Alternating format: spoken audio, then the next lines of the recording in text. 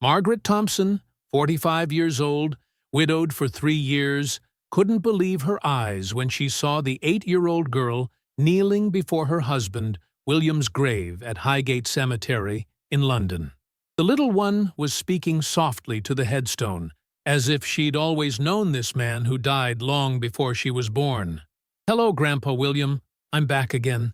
Mummy keeps crying, and I thought you could help her." Margaret hid behind a memorial stone, her heart racing wildly. How did this girl know William?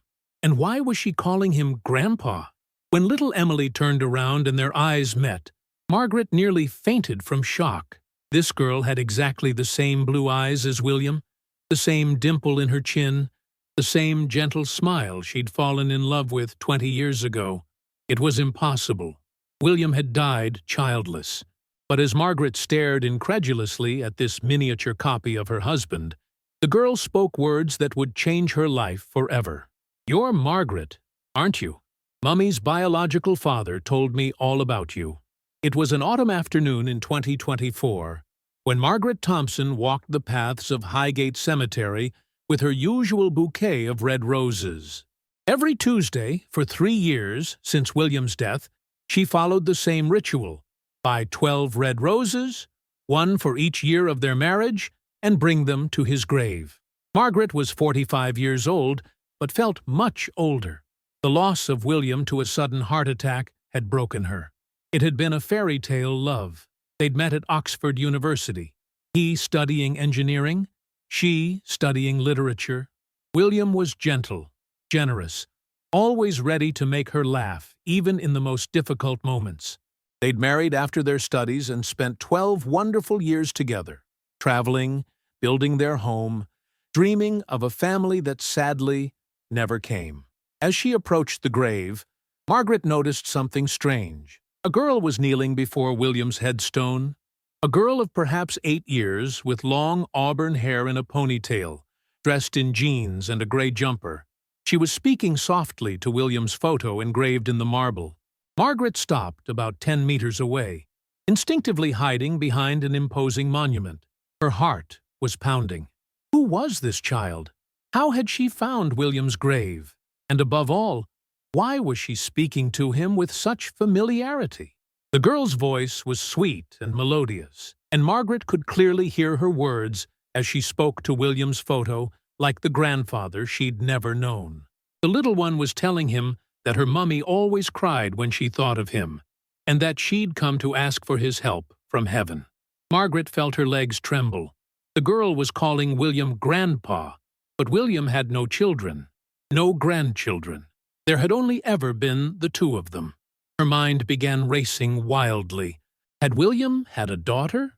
Was it possible that her husband, the man she'd loved more than her own life, had hidden something so important from her?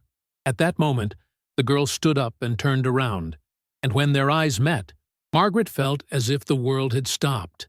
Those eyes, those incredible blue eyes, were identical to William's. Same shape, same color, same intensity. And not just the eyes. The girl had William's dimple in her chin, the same nose, the same gentle expression Margaret had loved for 12 years. The girl looked at her without fear, even with a radiant smile, as if she'd recognized her. She introduced herself as Emily, and asked naturally if she was Margaret, Grandpa William's wife. Margaret couldn't answer. The words stuck in her throat. How did this child know her name? Emily approached without hesitation and explained that her mummy was called Charlotte Davies, that she'd always kept William's surname even though he wasn't her real father. She'd said that William was the only father figure she'd ever had. Margaret's world collapsed in an instant. Charlotte Davies. William had told her about her years before their marriage. She was the daughter of his ex-girlfriend, that important relationship he'd had before Margaret. William had practically raised Charlotte as if she were his daughter, as the real father was a violent man who'd abandoned the family. But Margaret thought William had lost contact with them after that relationship ended. Instead, he'd continued playing father to Charlotte, and now there was also a granddaughter who resembled him incredibly. Emily revealed that she'd been coming to the cemetery every Tuesday for 2 months, since she'd turned 8. Her mummy had told her that was the day she always used to come before Emily was born. But now, Charlotte was too sad and ill to come. Margaret felt tears begin to fall. William had never told her that Charlotte visited him. He'd never spoken of a granddaughter who resembled him so much she could have been his daughter. But the worst was yet to come. Margaret stared at Emily with a mixture of shock, pain, and disbelief. This girl was a miniature version of William. That was undeniable. But how was it possible that her husband had never told her about her? Emily sat on the grass beside the grave with the naturalness of children and began telling her family's story. Her mummy Charlotte had known William since she was 5 years old. Charlotte's real father was a violent man who always beat her grandmother and her. Then William came and saved them. Margaret felt her heart tighten. William had told her about his ex-girlfriend Sarah and her daughter Charlotte, but very superficially. He'd said it was an important relationship, but it was over, and he'd lost contact with them. He'd never mentioned that he'd continued playing father to Charlotte. Emily continued her story with innocent sincerity. William had paid for Charlotte's university studies, walked her down the aisle when she married, and when Emily was born, he'd come to the hospital to meet her. Charlotte always said William was over the moon that day. Margaret felt her world crumbling. William had gone to the hospital when Emily was born? But when had that happened? She and William had been married for 12 years. Emily was 8. She calculated quickly. March 2016. She and William had been married for 4 years. William had gone to meet Emily without telling her anything. For 4 years of their marriage, William had had a granddaughter and never told her. But why? Why had he hidden something so beautiful from her? As if Emily could read her thoughts, the girl explained that her mummy had told her William never told Margaret about her because he knew how sad Margaret was that they couldn't have children. He didn't want to make her even sadder. Margaret felt her breath catch. William had kept Emily's existence secret to protect her from the pain of her infertility. Their problem having children had been the great sorrow of their married life. They'd tried for years, done all possible tests, but Margaret couldn't get pregnant. William had always said it wasn't important, that being together was what mattered. But Margaret knew how much he wanted children. Emily went on to say that William always talked about Margaret, said she was the most beautiful and sweetest woman in the world, that he loved her more than his own life, and that one day, when she was ready, he'd introduce her to his secret family. Margaret's tears began flowing uncontrollably. William had had a secret family. He hadn't cheated on her. He hadn't lied to her out of malice. He'd protected her from the one pain he couldn't heal, the desire for motherhood. Then Emily revealed the reason for her cemetery visit that day. Her mummy was very ill, she had cancer, and the doctors had said she might die soon. She'd come to ask William for help, even though she knew he was in heaven. Margaret felt her heart break completely. Charlotte, the daughter William had raised, was dying, and she knew nothing about it. Margaret asked Emily if she would take her to see her mummy. Emily's blue eyes lit up with joy. Charlotte would be so happy to meet her. She'd always dreamed of it. As they walked to the cemetery exit, Margaret realized that William had given her the last gift of his life. He'd given her a family when she needed it most. Charlotte's flat was in a modest block in Hampstead. As they climbed the stairs, Margaret felt her heart beating faster and faster. She was about to meet William's secret daughter, the woman her husband had raised, as if she were his biological daughter. Emily opened the door with a key she wore around her neck and called to her mother that she was back and had a surprise. A weak voice answered from a bedroom, asking if she was back early from the cemetery. When Margaret saw Charlotte, she had to lean against the wall to keep from falling. The woman in the bed was about 30 years old, had auburn hair like Emily, and although illness had made her very thin, you could see she'd been a beautiful woman. But what struck Margaret were her eyes. She too had the same blue eyes as William, as if she really were his daughter. Charlotte looked at Margaret, and her eyes filled with tears. She immediately recognized the woman William had talked about for years. Margaret slowly approached the bed, still shocked by the resemblance between mother and daughter to the man she'd loved. Charlotte explained that William had never told Margaret about them to protect her. He knew how much Margaret suffered from not being able to have children, and didn't want her to think he had a daughter and granddaughter while she couldn't be a mother. Charlotte took Margaret's hand with her cold and trembling but gentle hands. She told her that William loved her more than anything in the world, always talked about her, how kind, intelligent, and funny she was. He said marrying Margaret was the best thing in his life. Margaret felt tears fall again, hearing these words. She, too, had loved William very much. She'd never loved anyone else. Charlotte revealed that William had made her promise something before his death. He'd said that if anything happened to her, she must make sure Emily found Margaret. William had said Margaret was the only person in the world who could love Emily the way he would have loved her. Charlotte took a letter from the bedside table, handwritten in William's handwriting.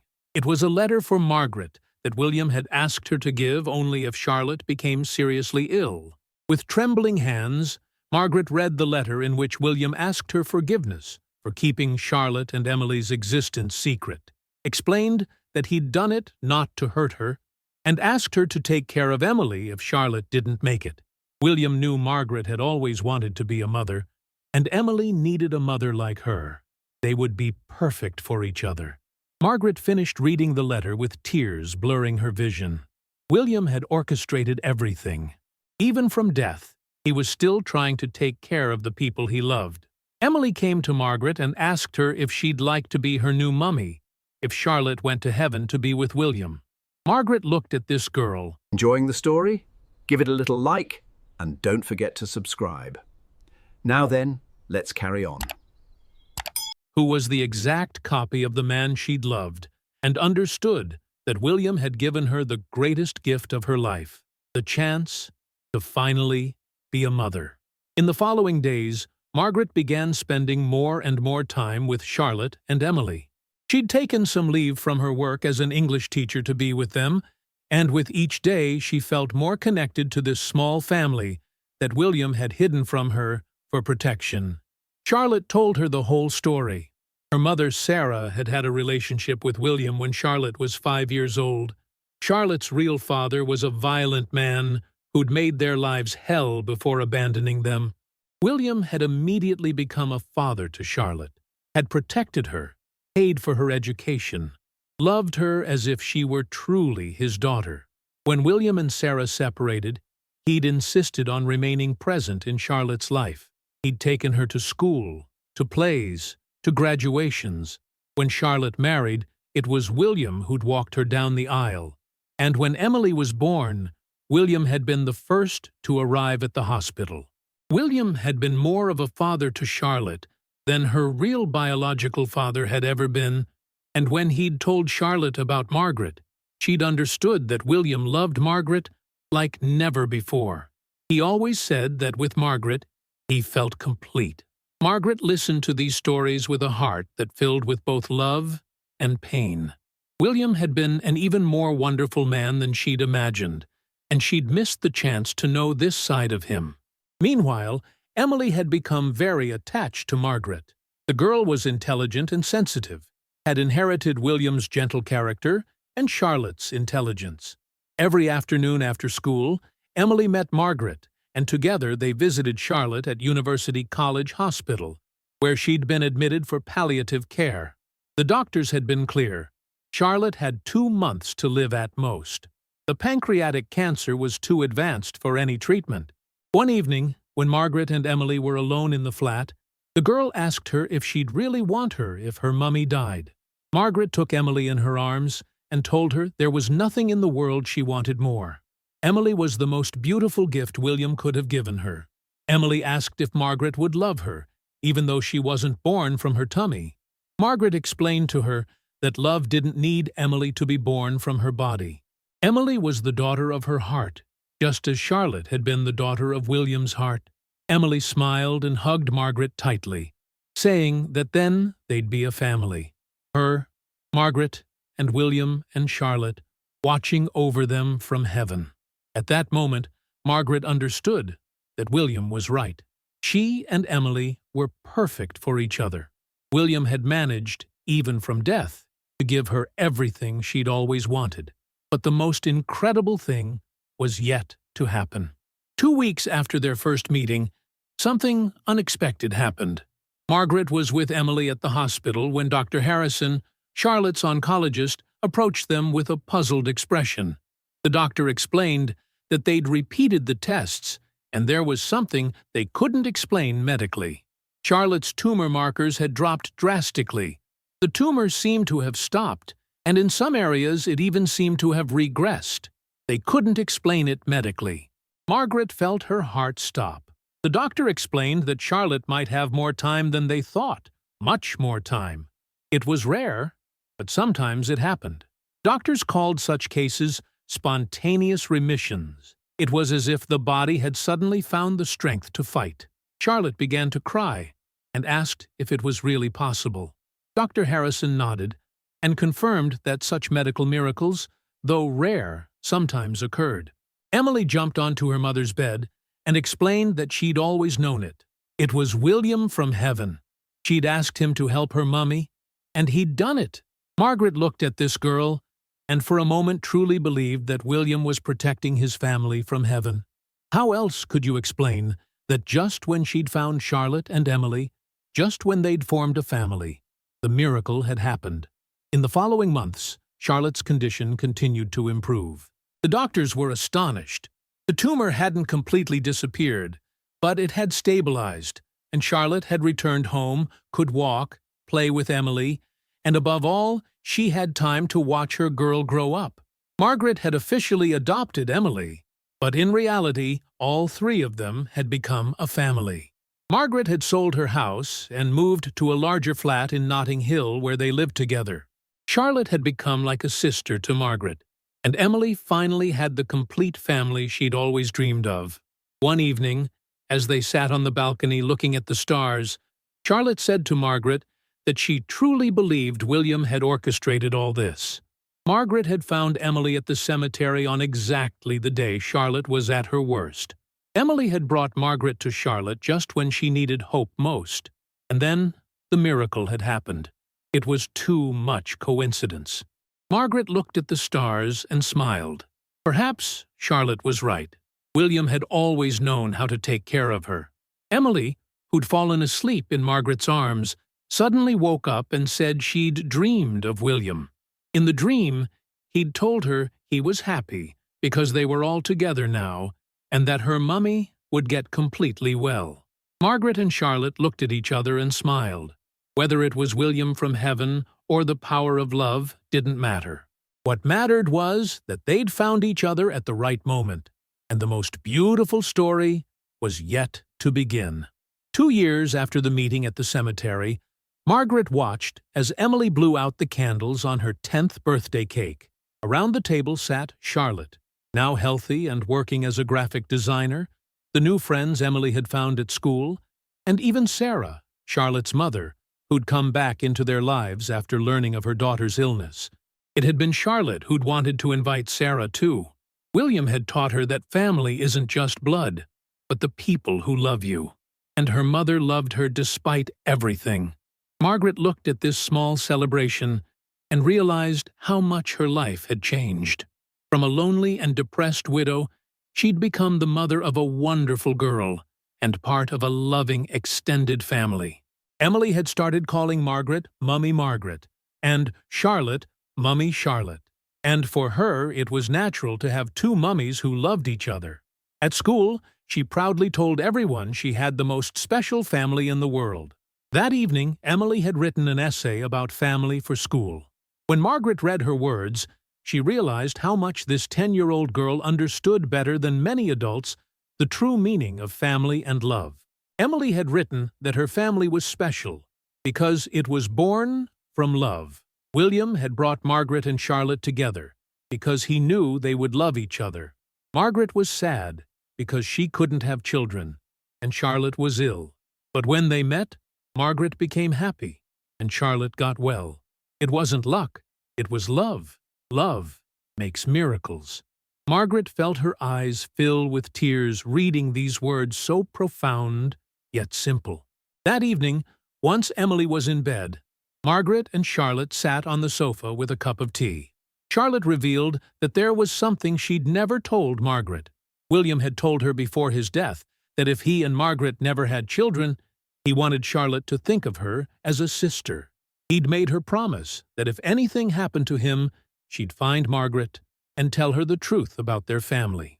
But when William died and Margaret became a widow, Charlotte had been afraid to show herself. She thought her arrival would hurt Margaret more than help her. That's why she'd sent Emily to the cemetery, hoping they'd meet sooner or later. Margaret looked at Charlotte in amazement and realized they'd planned everything. Charlotte explained that William had taught her that fate sometimes needs a little help. Emily had been going to the cemetery every Tuesday for months, hoping to meet Margaret. Charlotte had told her that Margaret always came on Tuesdays because William had told her so. Margaret hugged Charlotte and realized it hadn't just been fate. They had been looking for her. William had said Margaret was the only person in the world who could complete their family. And he'd been right. That evening, when Margaret went to her room, she stopped in front of William's photo that she had on her bedside table. It was the same photo Emily had seen on the headstone, the one where William smiled with those vivid blue eyes. Margaret whispered a thank you to William. He'd given her everything she'd always dreamed of: a daughter, a sister, a family. And above all, he'd taught her that love never ends, not even with death. At that moment, she felt a light breeze come through the window, though there was no wind outside. And for a second, Margaret could have sworn she heard William's voice, whispering eternal words of love. The next day was Tuesday, and like every Tuesday for 2 years, Margaret, Charlotte, and Emily went to the cemetery together. But now, they didn't just bring roses for William. They brought Emily's drawings, photos of their family, school reports. They went to William to tell him how his Hart family was growing. And as Emily spoke to the grave of the grandfather she'd never known, but who'd made all their love possible, Margaret understood that William had truly kept the promise he'd made to her on their wedding day, to love and protect her forever, because true love never dies. It transforms, multiplies, creates new families and new miracles, and sometimes, when you least expect it, it finds you and gives you everything your heart has always desired. If this story has shown you that love never dies, that heart families are the strongest, and that every loss can transform into a new beginning, give a thumbs up with all the emotion you have in your heart. Share to show the world that miracles really happen when we open our hearts to love. Tell us in the comments, do you believe that love can survive death? Have you ever experienced a coincidence that seemed orchestrated by fate? What moved you most about the story of Margaret, Charlotte, and Emily? Do you think heart families are as strong as blood families? Subscribe now for more incredible stories of love that defeats death, of families born from the heart, and proof that when we truly love, the universe arranges for us to meet the right people at the right time.